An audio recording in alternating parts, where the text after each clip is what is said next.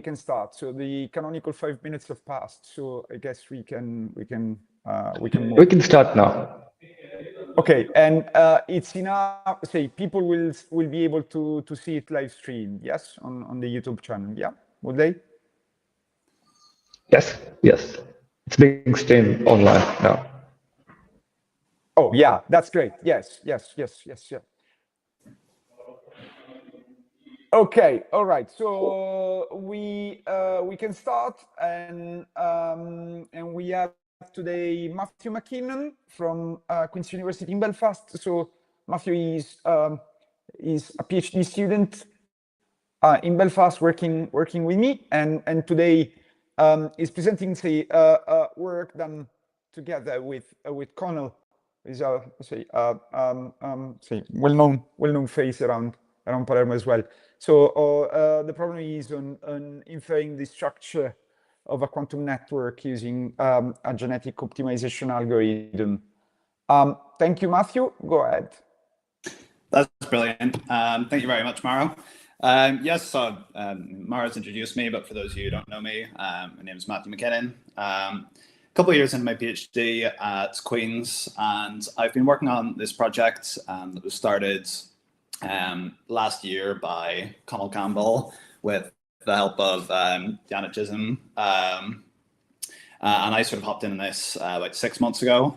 And as Mauro says, the title of the paper that we're working on is Inferring Quantum Network Topologies Using Genetic Optimization of Indirect Measurements. So we'll just go over a quick overview of what we're going to talk about. And the idea of this project is that we want to find a way of inferring the internal structure of a quantum network without making measurements directly upon it. And we're going to use what's known as a genetic algorithm to achieve this, which is a type of approach to an optimization problem. So what we're going to chat about, first off, we're going to talk about the model for the quantum networks that we're using, and then how we're going to extract information from those networks by using indirect system measurements rather than measuring nodes of the system directly. Based on the data that we collect then, there's some tricks that we can use to directly identify some features of the internal structure of the network. However, for the remainder of the topology, to identify that, we're going to use, as I say, what's called the genetic algorithm. We'll discuss the setup of the algorithm and then some of the parameter choices before going over the results that we've got and some further work that there would be. So getting stuck in, obviously a quantum network is just a set of coupled quantum systems. In this case, we are going to focus on two-level systems specifically. And figure one, we've got an example of a 5-node network. The orange circles representing the different nodes of the network, and the black lines representing coupling between those nodes. And the Hamiltonian that we're working with for this type of system is given equation 1. So the first term represents the energy of excitation for the different nodes. Omega I is the energy of the excitation, and then we've got sigma plus and minus, which are the creation and annihilation operators for the different nodes. And then the second term of the Hamiltonian represents the coupling between the different nodes of the network. So Gij is the strength with which node I and J are coupled. And then the terms in terms of sigma plus and minus facilitate exchange of excitations between node I and J. So for a set of two-level systems, the dimension of this Hamiltonian is going to be 2 to the power of n, where n is the number of nodes we have. And so obviously simulating the dynamics for a system like this is going to quickly become difficult beyond something like 10 nodes. And so to simplify the numerical work that we're doing here, we're going to focus on working in the single excitation subspace. So we're going to consider only states of the system in which there is one excitation distributed across the nodes, and we're going to discard the large remainder of the Hamiltonian. And this can be described using the basis in equation 2, which is our single excitation basis.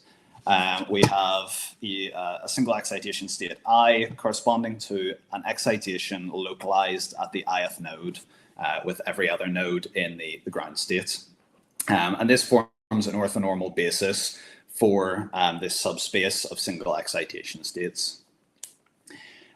So we can reframe our Hamiltonian in terms of this single excitation basis, computing the matrix elements as we have in equation 3.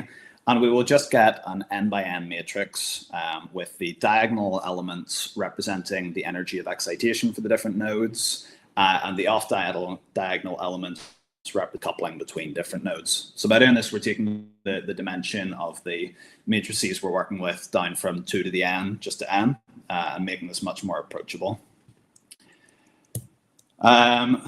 So reframing then the full Hamiltonian equation 1 in terms of this single excitation basis, we're going to make a few assumptions. First, we're going to assume that the energy of the excited state is constant across all of our nodes. So we're just going to have a constant omega, in which case we're able to factor this out of the sum in the first term.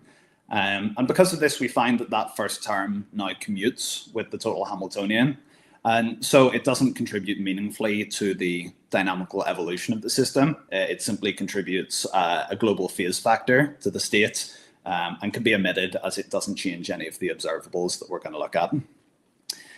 We're also going to make the assumption, to simplify things down, that our coupling strength, Gij, is going to take a binary value. So either it will take a value of 0 to represent no coupling between nodes I and j, or a value of 1, which means that all of the connections we have between our nodes in the network will be of the same strength. And this is just for simplicity when we're approaching this with the algorithm.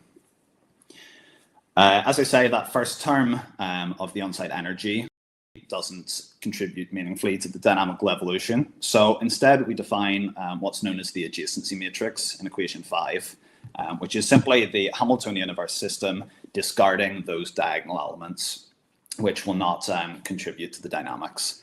And in figure 2, we can see an example of a 4-node network and the associated adjacency matrix that it would have. So we have connections between node 1 and 2 and node 1 and 3, and this is represented by the ones in the first row, the first column, while there's no connection between node 1 and node 4, which is represented by the zeros in the upper right and the lower left. And an important feature here just to note is that an adjacency matrix will always be symmetric about the diagonal. And so the adjacency matrix captures everything that for this setup we need to know about the topology of our network. It uniquely identifies it.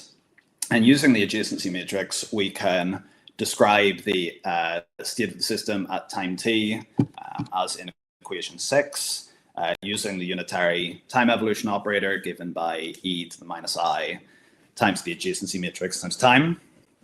And so that's the whole setup for the dynamical evolution of the network. Now we need to introduce some way with which we can interact with the network and extract information about the dynamics over time. And as I say, we're going to do this using indirect measurements. So rather than making measurements directly on each node of the system or joint measurements across all of the nodes that might be complicated to perform, we're going to utilize a probe, which we're going to just call an external node P in this case. And we're going to couple this to some node within the network, which we're going to refer to from now on as the sink. We're going to call this node S. And we're going to describe this using an irreversible decay channel, where excitations will decay from node S out of the system and into the probe. And this can be described by the master equation in equation 7 with a single jump operator that generates that irreversible transfer of excitations. Now, for the data that we're looking to collect, we're not particularly interested in any of the information captured by the interaction, the correlation between the system and the environment or such. So we want to focus just on the dynamics within the system. So we're going to trace out that probe from the dynamics by projecting in equation 8 onto each of these single excitation operators. And this results in a reduced dynamics conditioned on the outcome that the excitation is still within the system. So we're only focusing on the dynamics, assuming that the excitation has not decayed into the probe. And the result of this is that we no longer have unitary dynamics because we have restricted it down to just a portion of the dynamics. We can rearrange that previous equation to get a new master equation in equation 9 that has no jump operators. So we end up with an effective Hamiltonian, here it's H effective, which is the adjacency matrix minus this extra term, which represents the decay channel that's present at the sink node. As I say, we're working with now a non-Hermitian Hamiltonian. So this is no longer unitary dynamics, and we lose trace normalization of our density matrix over time. So initially, presumably the excitation is going to be localized within the system. So initially the trace of our state will be 1. But because of the fact that there is the potential for the state to leak, or for the excitation to leak out of the system, that would be moving the system into the 0 excitation subspace, which we're not tracking, and therefore we lose track of some of the information. We lose that trace normalization. And so the trace of the density matrix, or the effective density matrix that we have here, actually just represents the probability that the excitation will still be found within the network. And what we're interested in measuring here is the probability over time that we will find the excitation to be within the sink. And so we can just flip that on its head and measure our sink population as a function of time using equation 11, just with 1 minus the trace of our effective density matrix.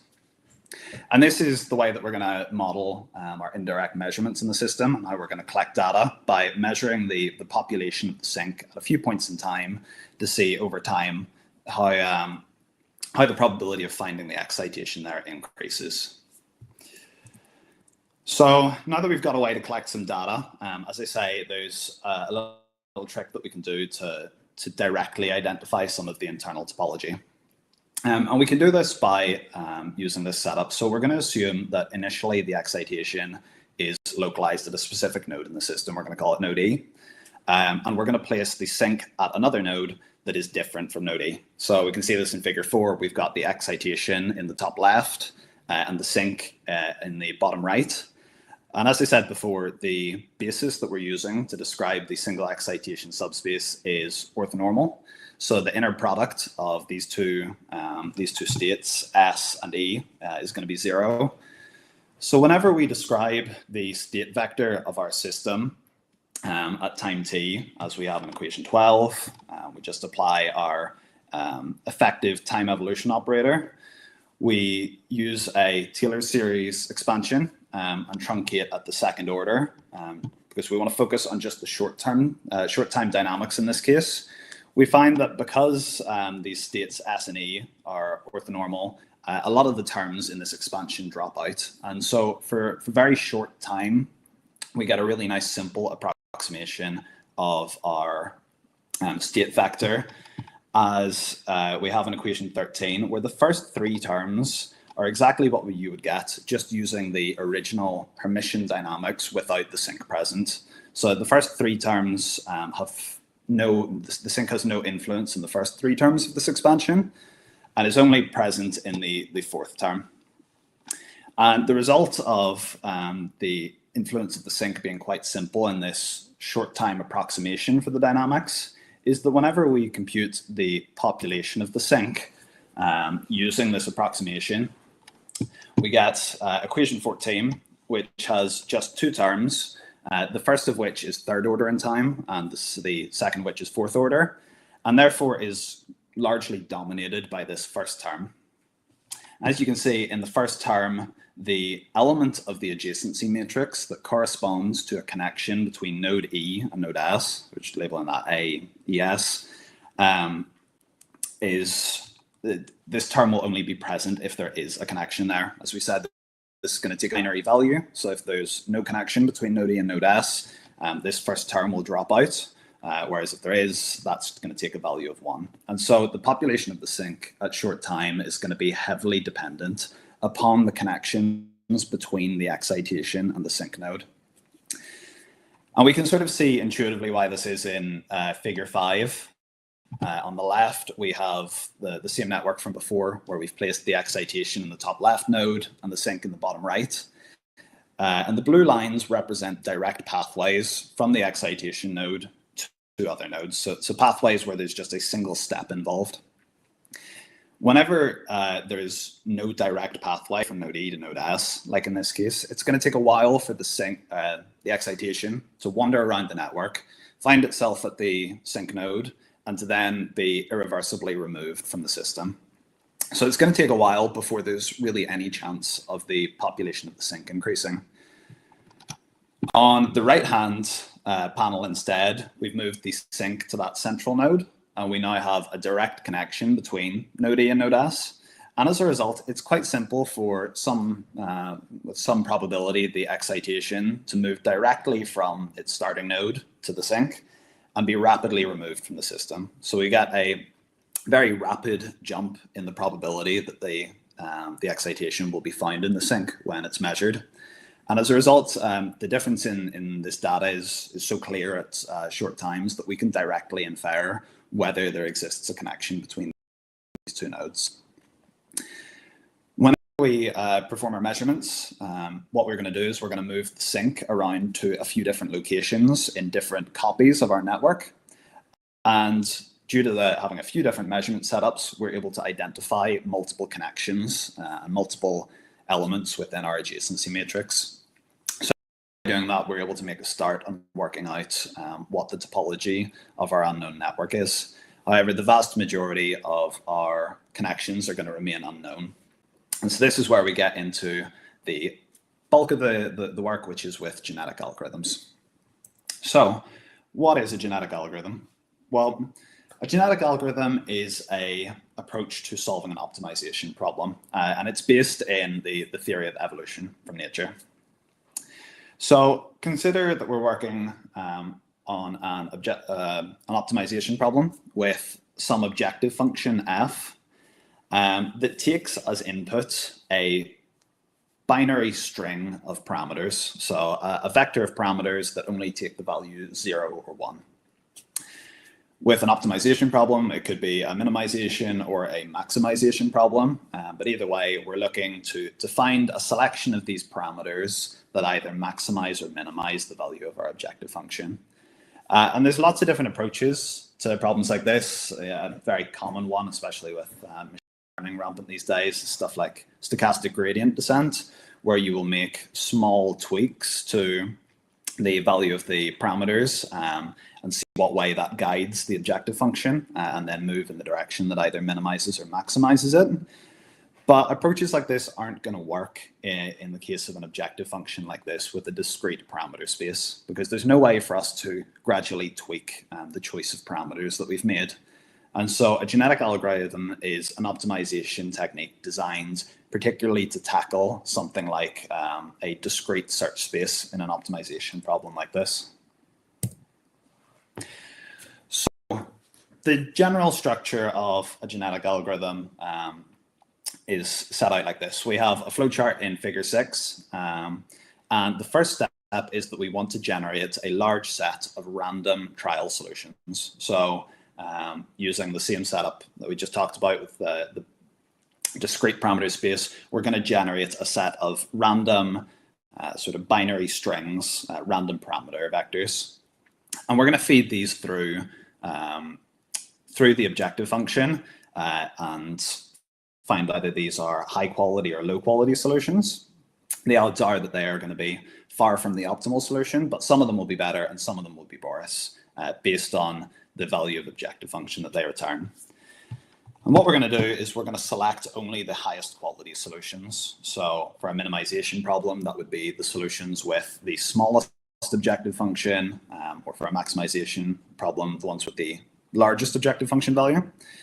And we're going to assume that these solutions have something in there, what we call their genetics, so the parameters that we've chosen for them that make them a good solution. And we want to try and combine together these genetics to make new solutions. And so using these high quality solutions, we're going to generate new parameter vectors by picking a pair of previous solutions and randomly selecting a parameter each one to generate a new vector. So for for x1, we might take that randomly from parent 1. For x2, it might be randomly from parent 2. x3 randomly from parent 2 again, and so on. After we have generated a large number of new solutions, so we're going to bulk the set of trial solutions back up to what it was before we eliminated the low quality solutions.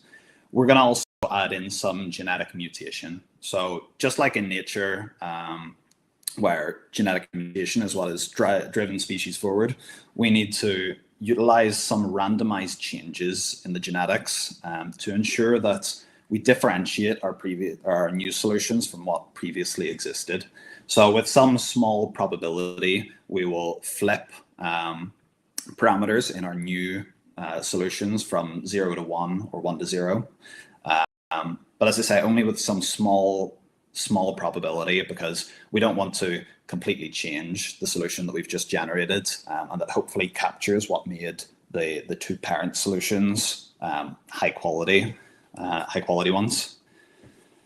So once we've done this, we're going to go back around to the start then. We're going to use the objective function to assess the fitness of these new solutions. We'll filter those down to get hopefully even higher quality solutions, and round we go until we reach some stopping condition. Now, that might depend on, for example, if we're working with a minimization problem, we might know that the smallest value an objective function can take is 0. And therefore, if we ever achieve a solution with an objective function of 0, we can stop the algorithm there.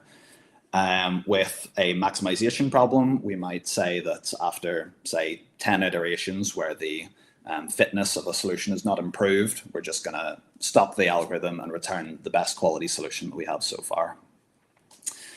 But as I say, the important thing here is that this excels in working with discrete search spaces because of the fact that it can combine these discrete parameters from parent solutions. So how can we implement this in the case that we are working with? So the goal that we have is to take an unknown target network and to reconstruct its adjacency matrix. And we're going to use the indirect measurement data that we've collected from our network to drive the process. That's what we're going to feed into our objective function. Figure 7 is the flow chart that we have in the paper of our process, and we'll go through step by step here to outline the procedure. So first off, we have to generate our random trial solutions. And we're going to generate a set of random Erdős-Rényi networks. So these are the simplest, most general type of network we can pick. There's no inherent structure to the networks that we're generating. We simply pick a random probability of edge connection between 0 and 1. And then with that probability, we will connect each node or each pair of nodes in the network. So a low probability of edge connection will statistically result in a very sparse network, while a high probability of edge connection will statistically result in a dense network. And so we will generate what we call our population of trial solutions, each with randomly selected probabilities of edge connections, which means that we'll get a nice span from very sparse to very dense networks. And the only conditions that we are going to set on these trial solutions is that we want to focus on single component networks. So a single component network means that for every pair of nodes in our network, there is a path via which we can connect those two nodes. So we don't have discrete groups of nodes in the network that are completely disconnected. And the reason that we're focusing on this is because, as we said, we're going to inject the excitation into a specific node of the network. And if we do this and there are multiple components in our network, there's no way for the excitation to traverse to that other component. And as a result, we're never going to get any insight into the structure of that second component. And the algorithm will have nothing to work with. So we're just going to focus on single component networks. The connections between our nodes, which are reflected in the adjacency matrix, represent the genetics of our trial solutions. If you were to take the upper right triangular adjacency matrix, as I said, it's symmetric about the diagonal, and to flatten that out, you would get a parameter vector, a binary string of zeros and ones. just like we were talking about before.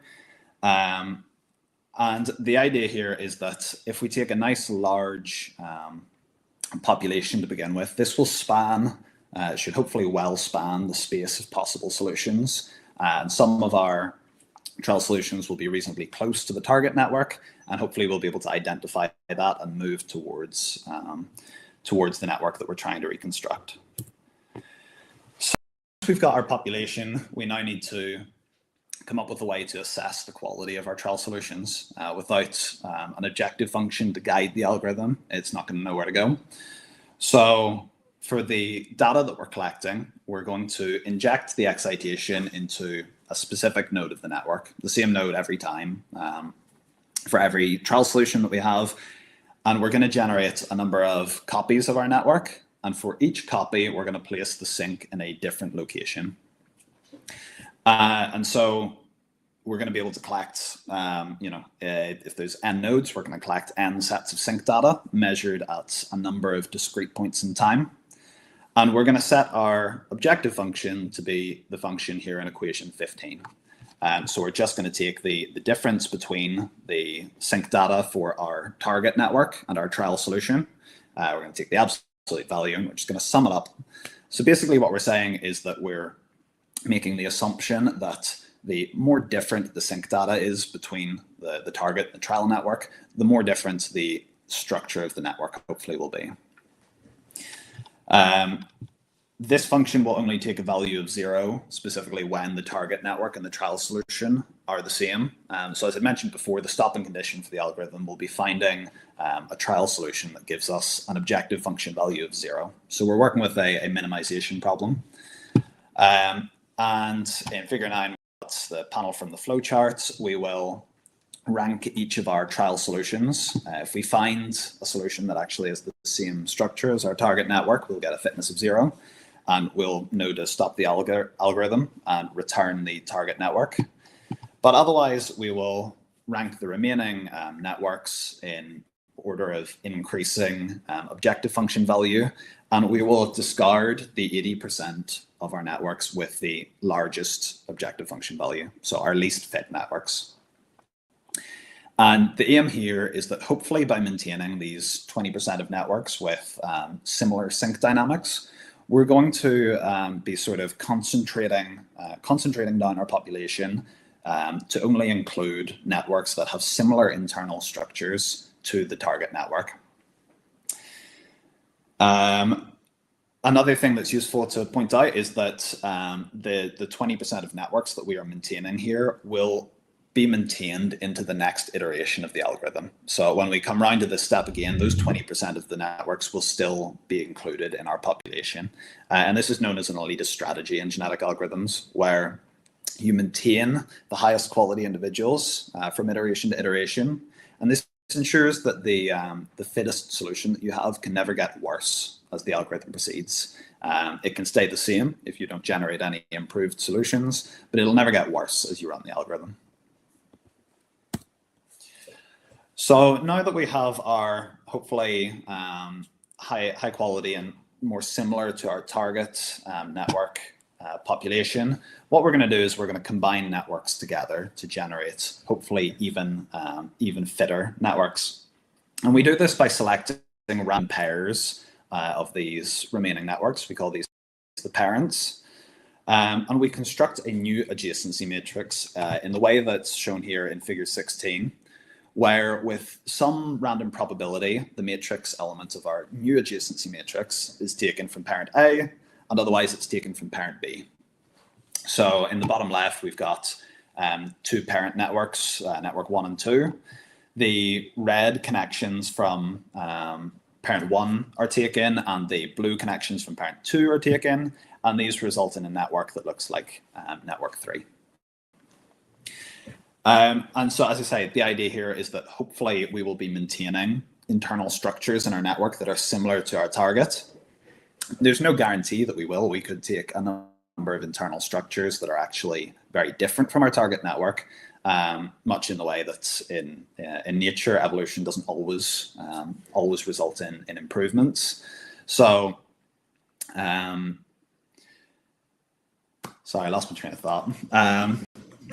So the important thing here is in the volume. We need to be combining many parents together, generating many new trial solutions. And the hope is that a high quality fitness function will, on average, guide our population towards the optimum and towards the correct network that we're looking for.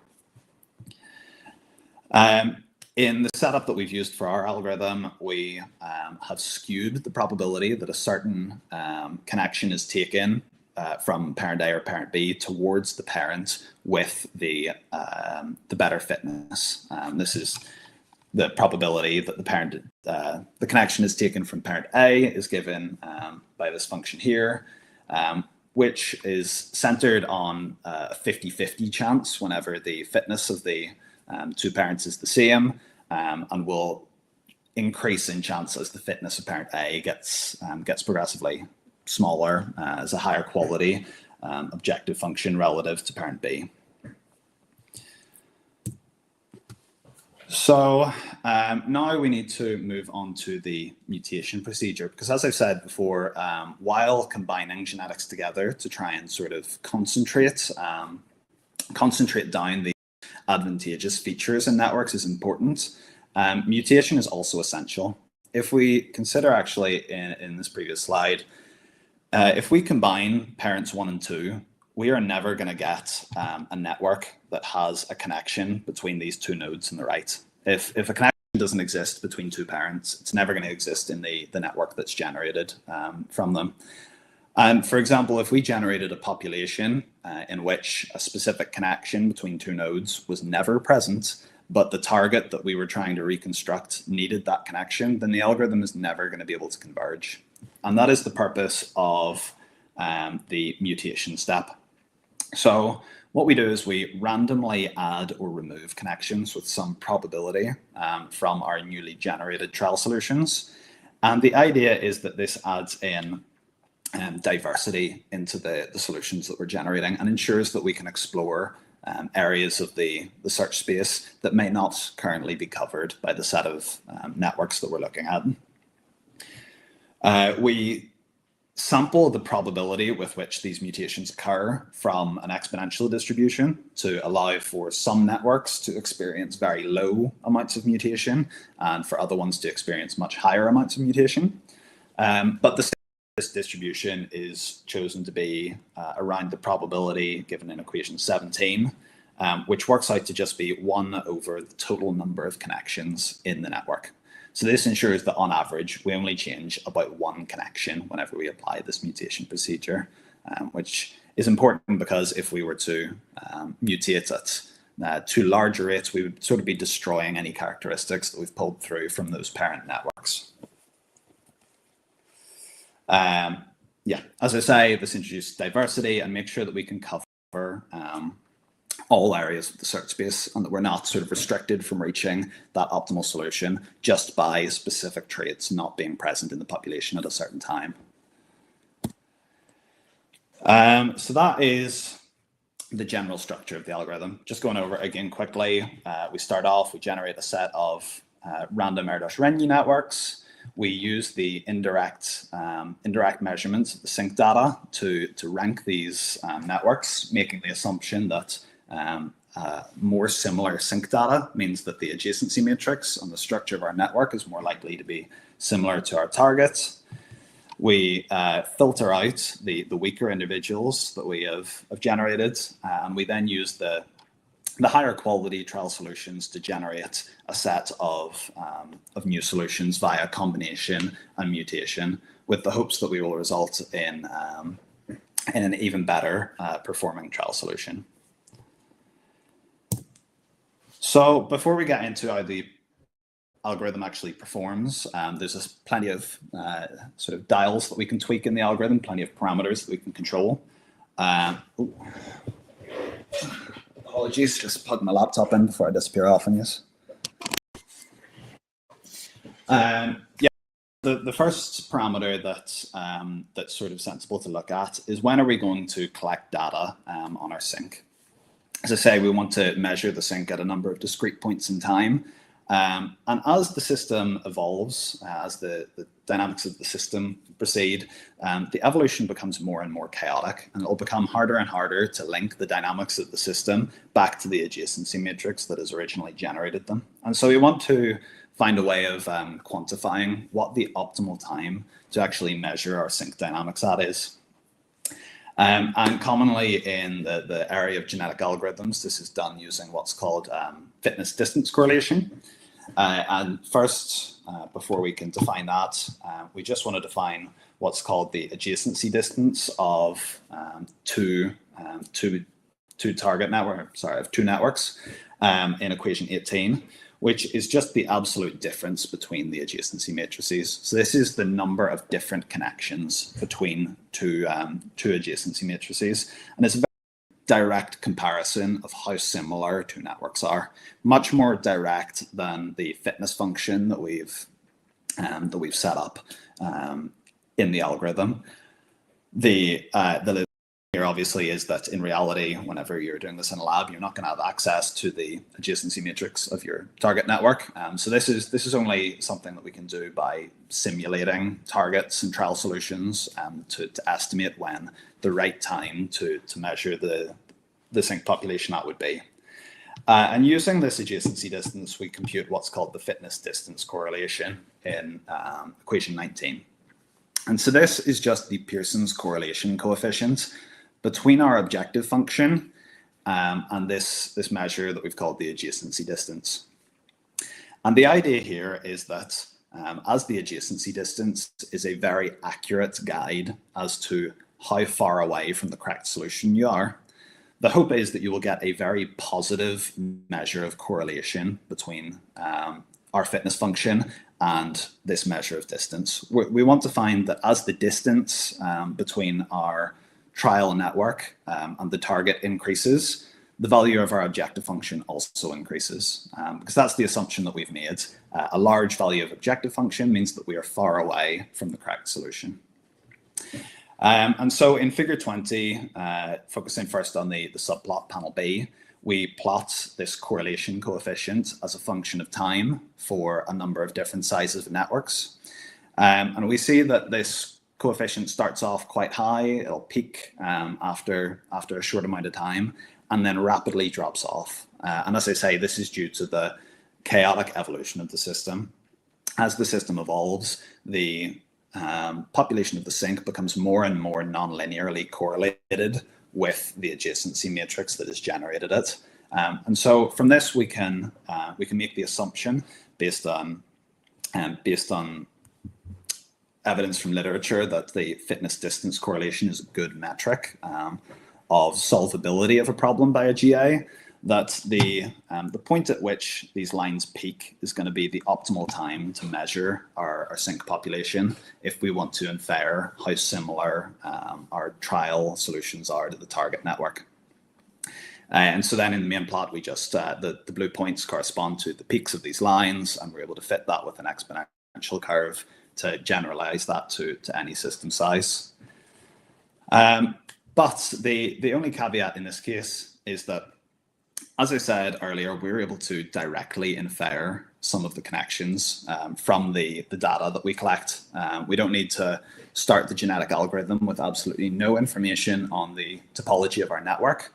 And so whenever we run the algorithm, we're going to fix these connections that we already know the value of, so that any solution we generate will take those values. There's no point in giving the algorithm extra parameters to work with when we already know the correct values for them.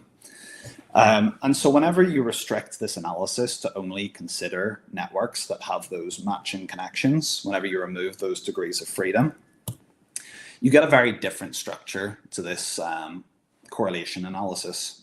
So figure 21 is the same plot, but only considering networks that have matching adjacency matrix elements where we are able to directly infer them. And so we can see that initially the correlation coefficient starts off much lower than previously, but relative to initial value, it reaches a much higher peak at later times than it would have previously. And this is because in figure 20 here, the dynamics early on are dominated by those direct connections. So you get a very high correlation in this short time dynamics, because as we showed earlier, the presence of connections between the sync and excitation node dominates the dynamics heavily. But in later times, this kind of obscures the structure of the rest of the network. But by fixing those connections, we see that we get a slightly different set of dynamics and a different optimal time to measure our system at. So again, plotting these times of peak correlation and fitting an exponential curve to them, this is the time that we will center our measurements around on the sync population when we run the algorithm. I believe in the algorithm we measure at 3 points in time, spaced evenly around this time of peak correlation. And we do this simply because there's the possibility that if you measured only once at this time of peak correlation, you could end up with a trial solution that has wildly different sync population dynamics to your target network, but just happens to be very similar at that one instant in time. So just by measuring at a few different points, we ensure that the likelihood of that happening is very low. The second parameter then that we looked at that turns out to be very important in the performance of the algorithm is the size of the population. And so I'd mentioned this before. The size of the population is effectively the computational power of the algorithm. This is the amount of resources that you're giving it to work with. It influences how well it spans the search space. It influences the amount of attempts that it has to find higher quality solutions. And so we find that the performance of the algorithm scales logarithmically with the population size. You can see this in figure 22. But more importantly, that for a given performance, the population size necessary scales exponentially with the size of the network. So as we increase the number of nodes in our network, we need to increase the size of the population that we give the algorithm exponentially to ensure that we maintain performance.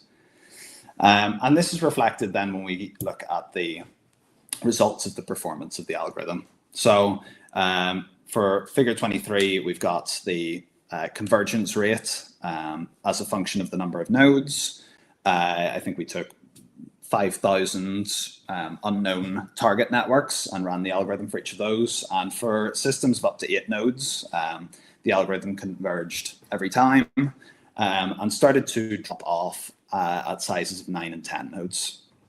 And this was because of the restrictions on the size of population that we could simulate. By the time we got to a size of about 10 nodes, we were having to simulate around 50,000 networks. That's something like 50 million matrix exponentials whenever you run the algorithm. And so on a normal laptop, that quickly becomes the limiting factor in the performance of the algorithm. Using more powerful computers and equipment, we would expect that the algorithm should perform well on larger sizes of network. But because of that exponential scaling, no matter how much computational power you throw at it, sooner or later, you're not going to be able to simulate a large enough population. And so we thought that we would look into methods to get around this by relaxing some of the constraints that we had specified, in particular on the measurement procedure. So what we considered was, previously we'd said that we were going to inject the excitation into the same node every time that we measured the sync data. But what if we considered allowing the excitation to be placed at different nodes of the network? By allowing the excitation to be placed initially at different nodes of the network, this increases the number of configurations in which we can place the excitation in sync.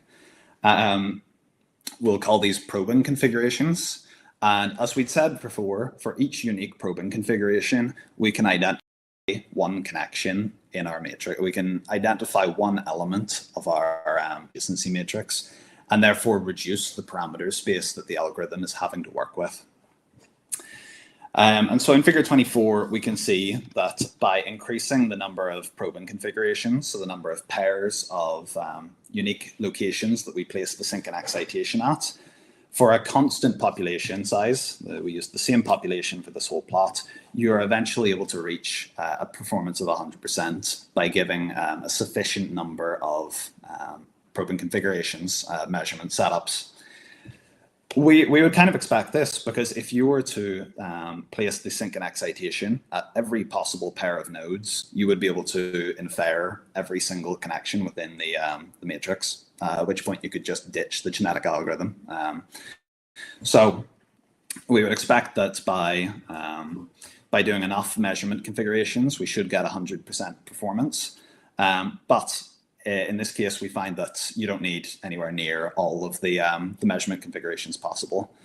And this can be viewed in figure 25. So what we have in this plot is the number of unknown connections that the model is capable of reconstructing as a function of population size.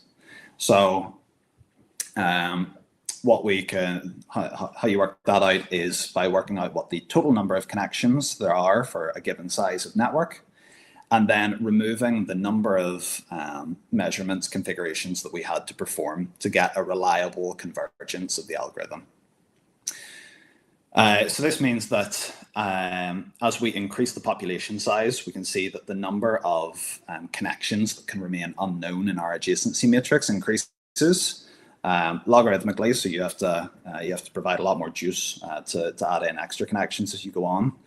But I think that to me the kind of curious thing about this plot is that as we increase the size of our network, for a constant population size, we find that the algorithm is actually capable of reconstructing more unknown connections.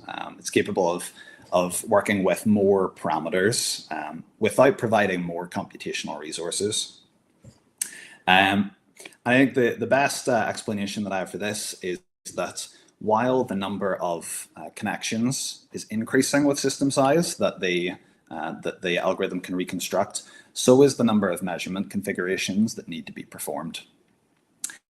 And as a result, there is more information collected about our network and provided to our fitness function, which results in a more accurate fitness function, a better guide for the algorithm. So even though we're not providing more computational resources, we're providing a more accurate guide to make it can efficiently move towards the correct solution. And this final plot is kind of the last one flipped on its head to show you what I mean. While as the size of the network increases, the number of connections that the algorithm can infer seems to increase. More importantly, the fraction of connections, the fraction of the total network connections that the algorithm can reconstruct decreases. So this means that for a certain size of population, we need to do more work in measuring our system to make sure that the algorithm can reliably converge. And so we sort of end up here with a bit of a trade-off.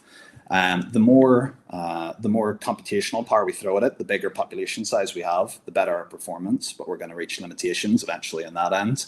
And the more work we do in the lab, the simpler we make the problem. The more we measure the network, the fewer parameters the algorithm has to work with, and so the better the performance. So there's a bit of a trade-off to be found in terms of how much computational power you have available for simulating a large population, and how good your experimentalist is feeling, and whether you're able to convince them to do as many measurements as you need.